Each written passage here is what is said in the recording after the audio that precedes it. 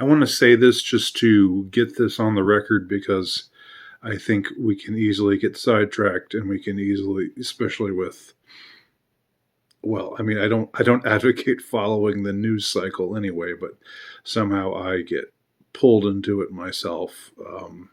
That's why I really want to go off the grid. But until I'm entirely off the grid, I will, things will filter down to me, even though I do anything but watch the news religiously. I avoid watching the news when at all possible. But I can't help but hearing about things like what's going on in Australia right now, and I've talked about it in a prior video, and it's awful. It's a nightmare, particularly what's happening in I guess the two major provinces where Sydney and Melbourne are.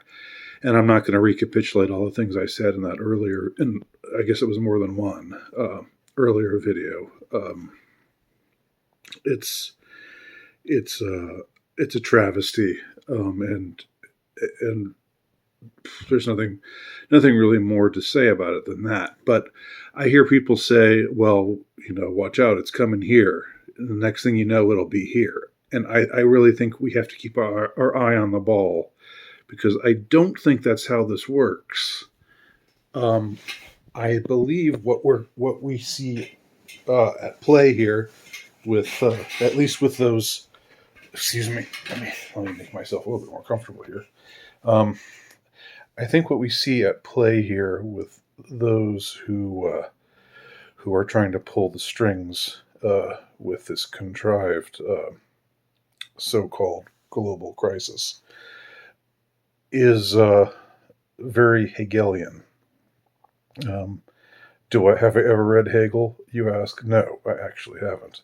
But then, who has? I hear it's a terrible slog to try to read Hegel. But I do know that from Hegel was derived the notion of synthesis, problem, reaction, solution. The Hegelian synthesis. This is where uh, Marx derived his idea that out of the fight between the bourgeoisie and the proletariat would come the next phase of things, just like how the fight between the bourgeoisie and the ones who were around before the bourgeoisie brought about capitalism. That socialism would get brought about by the conflict between the proletariat and the bourgeoisie, and so the solution is in the middle. You get two extremes going at it, and then what's the solution? Somebody comes up with a solution, right? So right now, you got people, saying like me, people like right-minded people like me, and hopefully like you, saying we need freedom from tyranny and to stop all of this nonsense that's raging across the world, and it's been raging across the world in the last couple of years on the merest of pretexts, this bogus claim of a pandemic and so forth.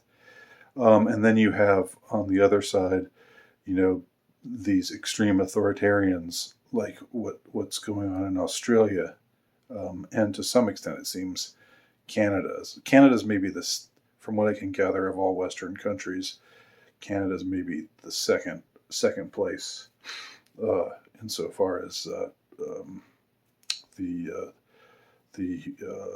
barbarity of their tyranny, but Australia has got first place sewn up, and maybe New Zealand is right there with them. So maybe Canada is third. It's just that we don't really hear much out of New Zealand for some reason. But I anyway, what we have to fear ultimately is not that what's happening in Australia is soon going to come here and infect the entire world, and we'll soon all be living under Australian style tyranny, but rather there will be some effort at synthesis. There'll be some effort at saying, okay, you guys over there in Australia, knocking down old ladies and, uh, squirting mace into their faces, and punching protesters in the face, taking pregnant women away when they want to organize a protest on Facebook, and doing all the other things you're doing down there. Um, you know, you're kind of out of line with all that stuff. But on the other hand, we don't want to go to the opposite extreme of, God help us, liberty, because that's certainly not the way to go. That liberty stuff, that can only lead to chaos, and people doing their own thing, and people actually having freedom, and we can't have that, because we've got to have some degree of collectivism.